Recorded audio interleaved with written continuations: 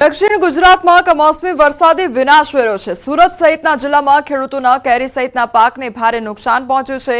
તેથી ખેડૂતો સરકાર પાસે સહાયની આશા રાખી રહ્યા છે। ત્યારે ખેડૂત અગ્રણી અને કોંગ્રેસના નેતા દર્શન નાયકે સરકારને રજૂઆત કરી છે। ખેડૂતોને યોગ્ય વળતર આપવા માંગ કરવામાં આવી છે। નોંધનીય છે કે હાલ ખેતીવાડી અધિકારી દ્વારા ઓલપાડ, ઉમરપાડા સહિતના વિસ્તારમાં નુકસાનીનો સર્વે કરવામાં આવી રહ્યો છે। दक्षिण गुजरात में मोटा प्रमाण में केरी और बीजा पाकों ने नुकसान थयुं छे अने करोड़ों रूपियाना नुकसान कारण खेडूतोए भोगवવાનો वारो आव्यो छे। सरकार श्री तात्कालिक असरथी सर्वे कराया पछी जे सरकारना नीति नियमने बदले खास किस्सामां पेकेज जाहेर करे एवी आपना माध्यमथी अमे मांगणी व्यक्त करीए छीए। ધોરણ 10 ની પરીક્ષાને લઈ મોટી બેદરકારી સામે આવી છે। તમામ વિષયની પરીક્ષા આપનાર વિદ્યાર્થીનીને ગેરહાજર બતાવી દીધી છે। તો નસવાડીની એસબી સોલંકી શાળાની વિદ્યાર્થીની સાથે બનાવ બન્યો। વિદ્યાર્થીની પરીક્ષા સમયે અન્ય સીટ નંબર પર બેસી જતા પરિણામ આવ્યું છે। તપાસ કરતા જાણવા મળ્યું કે જે સીટ પર બેસી પરીક્ષા આપી તે વિદ્યાર્થી ગેરહાજર હતો। જો કે પરિણામ આવતા તે પાસ થયો છે। તેથી આ સમગ્ર ગોટાળાને લઈ અરજી કરવામાં આવી છે। પરંતુ આ બનાવ બાદ પરીક્ષા કેન્દ્ર પર ફરજ બજાવતા કર્મચારીઓની બેદરકારી પર સવાલ ઉઠી રહ્યા છે।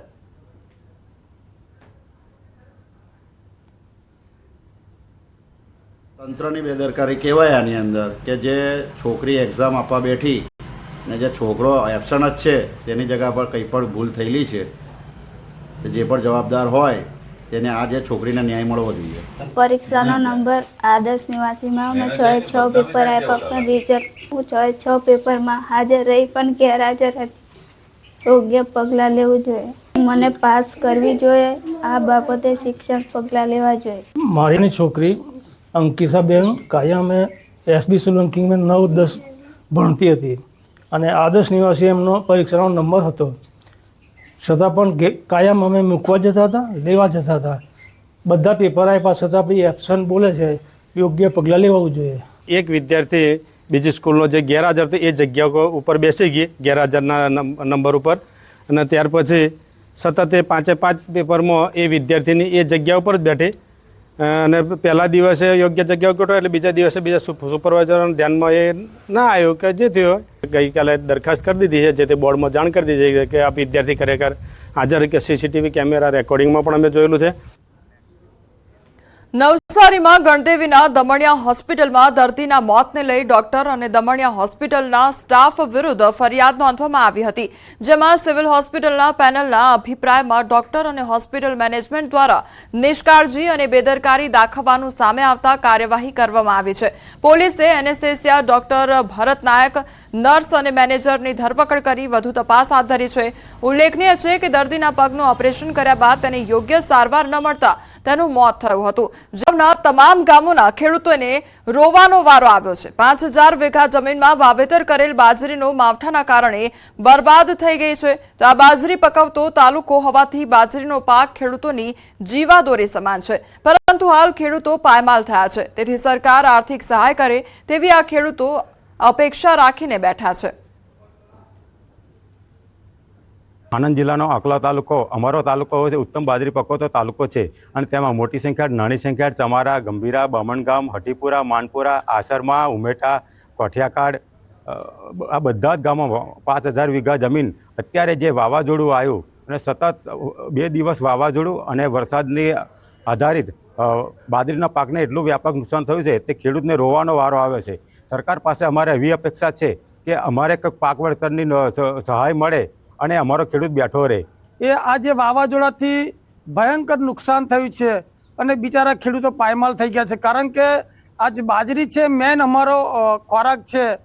ત્યારે આ સરકાર આ બાબતે ગંભીરતાથી વિચારણા કરી અને પાક સહાય, નુકસાની વળતર આપે એવી અમે સરકાર પર ચોક્કસ આશા રાખીએ છીએ। માર્કેટિંગ યાર્ડમાં કમિશન એજન્ટની હડતાળ યથાવત જોવા મળી છે।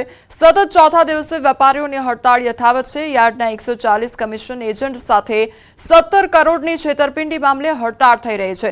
નોંધનીય છે કે જેકે ટ્રેડિંગ નામે પેઢી ધરાવતા ઢોલરિયા બ્રધર્સ કરોડોના જીરુના માલની ખરીદી કર્યા બાદ રૂપિયા ન ચૂકવી ફરાર થયા હતા। જો કે ફરિયાદ બાદ બંનેની ધરપકડ કરી લેવામાં આવી છે, પરંતુ કમિશન એજન્ટોને પૈસા પરત મળ્યા નથી. તેથી કમિશનર એજન્ટોએ ચીમકી ઉચ્ચારી છે કે જ્યાં સુધી રૂપિયા નહીં મળે ત્યાં સુધી હડતાળ યથાવત રહેશે. માલ વેચાય એટલે ખેડૂતોને રોકડું પેમેન્ટ આપવાનું હોય, ત્યારબાદ ખેડૂતોને રોકડા પેમેન્ટ આવ્યા બાદ 4 દિવસ પછી વેપારીઓ અમને ચેક આપતા હોય છે. પણ આ જે કમિશન એજન્ટોના પૈસા હજી જેકે ટ્રેડિંગમાં રોકાયેલા છે, એપ્રિલ મહિનામાં જે એને વેપાર કર્યો હતો 5 તારીખથી લઈને 25 તારીખ સુધીના કોઈને પેમેન્ટ આપવામાં ન આવેલા. ત્યારબાદ આ ઈસમોએ એનો મોબાઈલ સ્વિચ ઓફ કરી અને રાજસ્થાન ભાગી ગયેલ હોય તો અમે યોગ્ય રજૂઆત સીપી સાહેબને કરેલ. ત્યારબાદ ક્રાઇમ બ્રાન્ચે એને પકડી લીધેલ છે. મહેસાણા જિલ્લાના બ્રાહ્મણવાડા ગામમાં થતી ડુંગળી આજુબાજુના બધા જ વિસ્તારમાં ખૂબ જ પ્રખ્યાત હોય છે અને આ ડુંગળી ઊંઝા તાલુકાના બ્રાહ્મણવાડા ગામમાં થાય છે. આ ગામમાં અને આજુબાજુ વિસ્તારમાં છેલ્લા 50 વર્ષથી આ ડુંગળીનું વાવેતર કરવામાં આવતું હોય છે. ડુંગળીની ખાસિયત એ છે કે આ ડુંગળી મીઠાશ ભરી હોય છે, એટલે આની ડિમાન્ડ દિવસે ને દિવસે વધી રહી છે અને મોટી સંખ્યામાં લોકો પણ આ ડુંગળી ખરીદી કરી રહ્યા છે.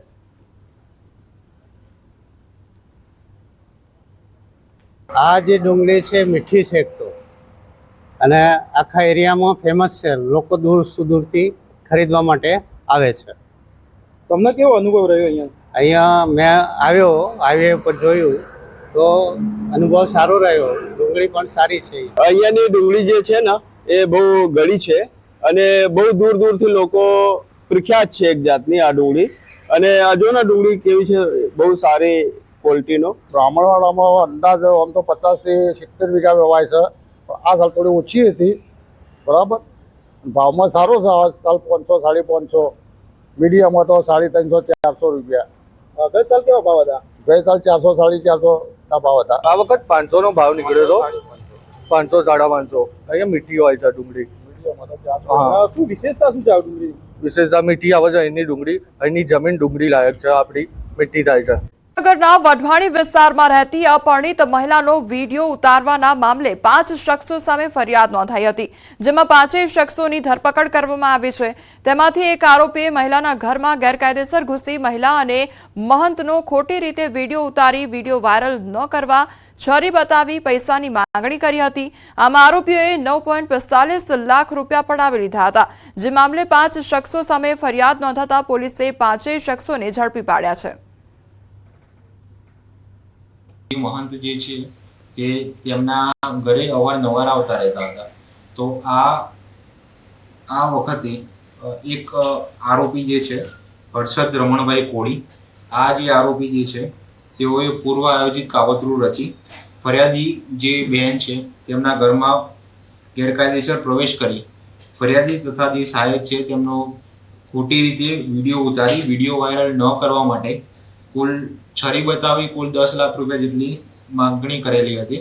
આ કુલ 5 આરોપીઓ જે છે એ 5 આરોપીઓની અટક કરવામાં આવેલ છે અને ધોરણસર કાયદેસરની કાર્યવાહી કરવામાં આવેલ છે. માં ડ્રોન ઉડાવનારની ધરપકડ કરવામાં આવી છે અને લા સેરેમની રેસ્ટોરન્ટની પબ્લિસિટી માટે ડ્રોન ઉડાવતા પોલીસ દોડતી થઈ ગઈ હતી. તંત્રનો પ્રતિબંધ છતાં સિંગણપુરમાં રેસ્ટોરન્ટના ધાબા પર ડ્રોન ઉડાવવામાં આવ્યું હતું. જાહેરનામા ભંગ અન્વયે ફોટોગ્રાફર અને રેસ્ટોરન્ટ માલિકની ધરપકડ કરવામાં આવી છે. ગૌરવ નરેન્દ્ર રાઠોડ ડ્રોન ઉડાવી રહ્યો હતો. રેસ્ટોરન્ટનો માલિક અકબર અલી રેસ્ટોરન્ટની પબ્લિસિટી માટે ડ્રોન દ્વારા વિડીયો શૂટિંગ કરાવતો હતો. વડોદરામાં એસટી બસ ઝાડ સાથે અથડાઈ હોવાની ઘટના બની. 5 થી 6 પ્રવાસી ઘાયલ થયા. સાદલી કરજણ રોડ પાસેનો આ બનાવ. કરજણથી સાદલી તરફ જતી એસટી બસ માર્ગ પરથી ઉતરી અને ઝાડ સાથે અથડાઈ ગઈ હતી. બસમાં સવાર 5 થી 6 જેટલા મુસાફરોને નાની મોટી ઈજાઓ પહોંચી છે. ઈજાગ્રસ્તોને 108 એમ્બ્યુલન્સમાં સારવાર અર્થે ખસેડવામાં આવ્યા. અકસ્માતના પગલે ઘટનાસ્થળે લોકટોળા ઉમટી પડ્યા હતા. રાજનાથસિંહે લખનૌના બ્રહ્મોસ પ્રોડક્શન યુનિટનું ઉદ્ઘાટન કર્યું. વિશ્વની સૌથી વિનાશક સુપરસોનિક ક્રૂઝ મિસાઇલ બ્રહ્મોસના ઉત્પાદન એકમનું ઉદ્ઘાટન કરવામાં આવ્યું છે. સંરક્ષણ મંત્રીએ વર્ચ્યુઅલી ઉદ્ઘાટન કર્યું અને ઉત્તર પ્રદેશના મુખ્યમંત્રી યોગી આદિત્યનાથ સ્થળ પર સમારોહનું નેતૃત્વ કર્યું. તો 300 કરોડના ખર્ચે બનેલ આ યુનિટમાં વાર્ષિક અંદાજે 80 થી 100 બ્રહ્મોસ મિસાઇલોનું ઉત્પાદન કરવામાં આવશે. સાથે અહીં ડિફેન્સ ટેસ્ટિંગ ઇન્ફ્રાસ્ટ્રક્ચર સિસ્ટમ પણ હશે. તો રક્ષા મંત્રીએ ઉદ્ઘાટન બાદ નિવેદન આપતા કહ્યું કે બ્રહ્મોસ ભારતની શક્તિનું પ્રતીક છે. તે દેશની તાકાત વધારશે. आज भारत दुनिया के सबसे शक्तिशाली राष्ट्रों में से एक है। हम लगातार अपनी ताकत और बढ़ा रहे हैं और मैं समझता हूं कि आज जो फैसिलिटी सेंटर शुरू हो रहा है यह भारत की शक्ति को और मजबूत करने में सहायक होगी। साथियों, यह केवल एक फैक्ट्री का उद्घाटन भर नहीं है, बल्कि मैं समझता हूं कि यह रक्षा क्षेत्र में भारत की आत्मनिर्भरता की दिशा में एक बहुत बड़ा कदम है। ઓપરેશન સિંદૂર પર રક્ષા મંત્રીનું મોટું નિવેદન સામે આવ્યું છે। આતંકવાદ સામે ઝીરો ટોલરન્સ નીતિ ઓપરેશન સિંદૂરથી ન્યાય અપાવવાનું કામ કર્યું છે અને પાકિસ્તાનમાં ઘૂસીને ભારતે મલ્ટીપલ સ્ટ્રાઇક કરી પાકિસ્તાને ભારતીય નાગરિકોને નિશાન બનાવ્યા, ગુરુદ્વારા મંદિરો પર હુમલાનો પ્રયાસ કર્યો। ભારતીય સેનાએ જડબાતોડ જવાબ આપ્યો છે અને માત્ર સરહદ જ નહીં રાવલપિંડી સુધી જવાબ આપવામાં આવ્યો છે। આતંકવાદ વિરુદ્ધ ભારત દ્રઢ છે। આતંકીઓ માટે સરહદ પારની જગ્યા પણ સુરક્ષિત નથી। ભારતે પાકિસ્તાનના નાગરિકોને ક્યારેય નિશાન નથી બનાવ્યા। ભારતીય સેનાએ તેનું પરાક્રમ બતાવ્યું છે। जिन भारत विरोधी और आतंकी संगठनों ने भारत माता के मस्तक पर हमला करके कई परिवारों के सिंदूर मिटाए थे, उन्हें भारतीय सेना ने ऑपरेशन सिंदूर के माध्यम से इंसाफ दिलाने का काम किया है और इसके लिए आज सारा देश भारतीय सेनाओं का अभिनंदन कर रहा है। ऑपरेशन सिंदूर सिर्फ एक सैन्य कार्रवाई भर नहीं है, बल्कि भारत की राजनैतिक, सामाजिक और सामरिक इच्छा शक्ति का प्रतीक है। यह ऑपरेशन आतंकवाद के खिलाफ भारत की दृढ़ इच्छा शक्ति का और सैन्य शक्ति की क्षमता और संकल्प शक्ति का भी प्रदर्शन है। हमने दिखाया है भारत आतंकवाद के खिलाफ जब भी कोई कार्रवाई करेगा तो आतंकवादियों और उनके आकाओं के लिए सरहद पार की जमीन भी सुरक्षित नहीं रहेगी। भारतीय सेनाओं ने ऑपरेशन सिंदूर को पाकिस्तान में मौजूद आतंकी ढांचा ढहाने के उद्देश्य से लॉन्च किया था। हमने उनके आम नागरिकों को कभी निशाना नहीं बनाया था, मगर पाकिस्तान ने न केवल भारत के नागरिक इलाकों को निशाना बनाया, बल्कि मंदिर, गुरुद्वारा, गिरजाघर पर भी हमले करने का प्रयास किया। भारतीय सेना ने शौर्य और पराक्रम के साथ साथ संयम का भी परिचय देते हुए पाकिस्तान के अन्य ठिकानों पर भी प्रहार करके करारा जवाब दिया है। हमने केवल सीमा से सटे सैन्य ठिकानों पर ही नहीं कार्रवाई की, बल्कि भारत की सेनाओं की धमक उस रावलपिंडी तक सुनी गई जहां पाकिस्तानी फौज का हेडक्वार्टर मौजूद है। मित्रों, भारत में आतंकवादी घटनाएं करने और कराने का क्या अंजाम होता है, यह पूरे विश्व ने उरी की घटना के बाद देखा, जब हमारी सेना ने पाकिस्तान में घुसकर सर्जिकल स्ट्राइक की। पुलवामा के बाद देखा जब बालाकोट पर एयर स्ट्राइक की गई, और अब पहलगाम की घटना के बाद दुनिया देख रही है कि जब भारत ने पाकिस्तान के भीतर घुसकर मल्टीपल स्ट्राइक्स की हैं। आतंकवाद के खिलाफ जीरो टॉलरेंस की नीति पर चलते हुए हमारे यशस्वी प्रधानमंत्री नरेंद्र मोदी ने स्पष्ट कर दिया है कि यह नया भारत है जो आतंक के खिलाफ सरहद के इस पार और उस पार दोनों तरफ प्रभावी कार्रवाई करेगा। यह हमारे प्रधानमंत्री जी ने स्पष्ट रूप से यह संदेश दे दिया है। રાજસ્થાનના જેસલમેરમાં મિસાઇલ ડિફ્યુઝ કરવામાં આવી છે। પાકિસ્તાન દ્વારા હુમલો કરાયેલ મિસાઇલ જેનો મોટો ભાગ બારોડ ગામમાં પડ્યો હતો તેને સેના દ્વારા નિષ્ક્રિય કરવામાં આવ્યો છે। જોરદાર ધડાકા સાથે તમે જોઈ શકો છો કે ધુમાડાનું વાદળ સતત આગળ વધી રહ્યું છે। ખેતરમાં ગઈકાલે આ મિસાઇલ પડી હતી જેને આજે ડિફ્યુઝ કરવામાં આવી છે। તો ગઈકાલે રાત્રે ખેતરમાં આ જે મિસાઇલ છે તે પડી હતી અને તેનો જે ભાગ છે તે ધ્વસ્ત કરવામાં આવ્યો છે, તેમજ મિસાઇલ ડિફ્યુઝ કરવામાં આવી છે। જેસલમેરમાં પાકિસ્તાની મિસાઇલ ડિફ્યુઝ કરવામાં આવી છે। તો ગઈકાલે આ ઘટના સર્જાઈ હતી। ગઈકાલે જે પાકિસ્તાનની જે મિસાઇલ હતી તે આ વિસ્તારમાં પડી હતી અને આજે તેને ડિફ્યુઝ કરવામાં આવી છે। ધડાકાનો અવાજ સંભળાઈ રહ્યો છે, તો જાણે કાળા વાદળો આગળ વધી રહ્યા હોય તે પ્રકારના દ્રશ્યો સામે આવ્યા છે। તો રાજકોટમાં સતત છઠ્ઠા દિવસે કમોસમી વરસાદ યથાવત. પડધરી તાલુકાના જીવાપર ગામ ખાતે ગાજવીજ સાથે વરસાદી ઝાપટું પડ્યું.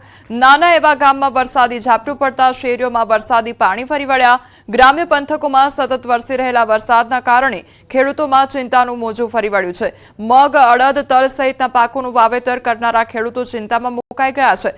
નોંધનીય છે કે શનિવારે કોટડા, સાંગાણી તાલુકા વિસ્તારમાં વરસાદી ઝાપટું પડ્યું હતું. આંધી, તોફાનો અને માવઠાનો હશે. આજથી 20 મે વચ્ચે રાજ્યમાં પવનની ગતિ વધશે. ફરી આંધી વંટોળનો પ્રકોપ રહેશે અને સાચવવું પડશે. 25 થી 4 જૂન વચ્ચે અરબ સાગરમાં સાયક્લોન સર્જાશે. અંદમાન નિકોબાર ટાપુમાં ચોમાસાની ગતિવિધિ વહેલી થઈ શકે છે.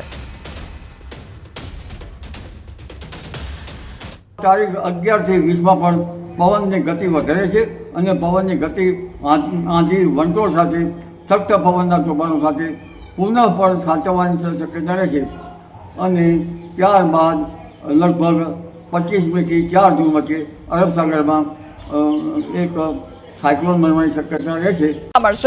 ગાજવીજ, તેજ પવન સાથે માવઠાનો માર રહેશે. હવામાન વિભાગ દ્વારા માવઠા અંગે આગાહી કરવામાં આવી છે. 48 કલાક થંડરસ્ટ્રોમ એક્ટિવિટી સાથે વરસાદની આગાહી કરવામાં આવી છે. 13 મે સામાન્યથી મધ્યમ વરસાદની આગાહી કરવામાં આવી છે. 7 દિવસમાં ગરમીનો પારો 3 થી 5 ડિગ્રી વધી શકે છે તે પ્રકારની આગાહી કરવામાં આવી છે. अगले 2 दिन हम थंडरस्टॉर्म एक्सपेक्ट कर रहे हैं. साथ में आज 40 से 50 किलोमीटर प्रति घंटे की स्पीड से और कल 30 से 40 किलोमीटर प्रति घंटे की स्पीड से विंड्स की भी संभावना है आइसोलेटेड प्लेसेस में. और जो रेन रखा है हमने लाइट टू मॉडरेट रेन रखा है. हमने 3 दिन के लिए रखा है गुजरात रीजन और सौराष्ट्र कच्छ दोनों. और जहाँ तक अधिकतम तापमान की बात है अगले 7 दिनों में ये 3 से 5 डिग्री तक राइज होने की उम्मीद है.